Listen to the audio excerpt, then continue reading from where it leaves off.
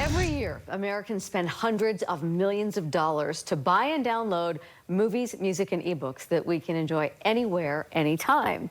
But what happens to all those files when we die? It's a good question here, and a question a Hooper family is tackling, as they can no longer access all those ebooks that they purchased under her late husband's and father's Amazon account. So they decided to get Gephardt.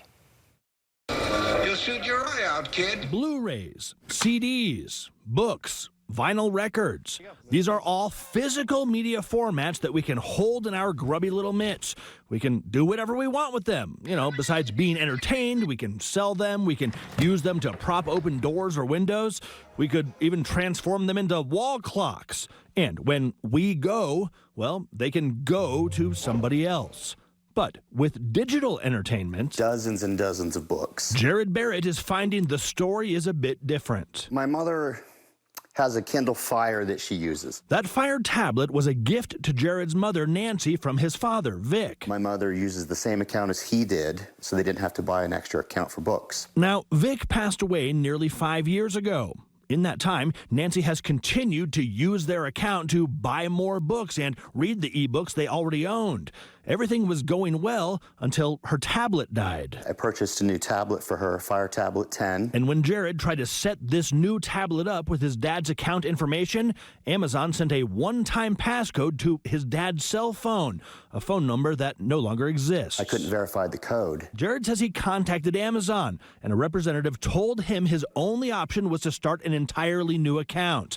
That means no more access to his dad's old stuff. They're family books, not just his books, but she can't read them ever again. The value of all that digital media on that old account? I'd ballpark $1,500.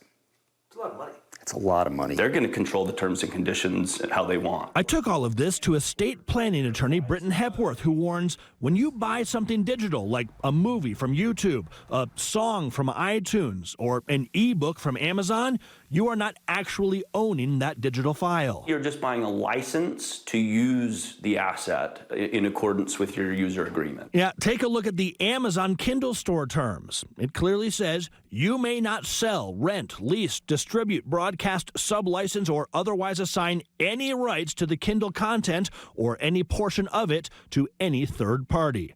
So what about the 5 years that Nancy had been using Vic's account after he passed away?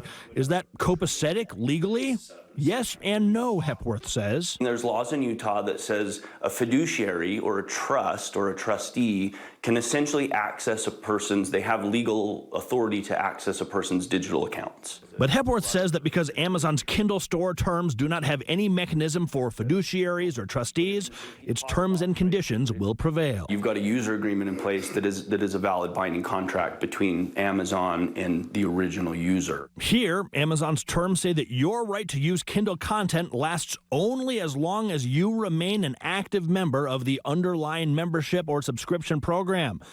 So where does this all leave Jared and his mom?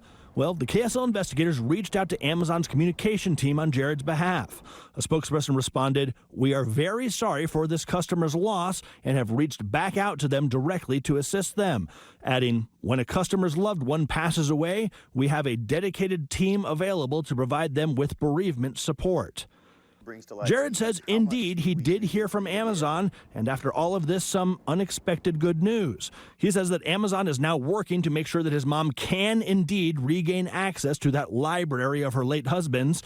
Now Jared says he hopes others will use his experience as a warning. We're kind of in a chokehold. It's on their terms for everything we have. We don't own it. Like you said, we don't own it.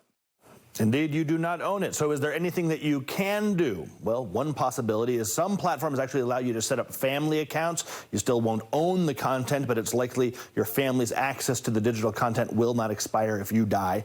Another option, go ahead and embrace the old CDs and Blu-rays and books, stuff you can stick on your shelf. Guys.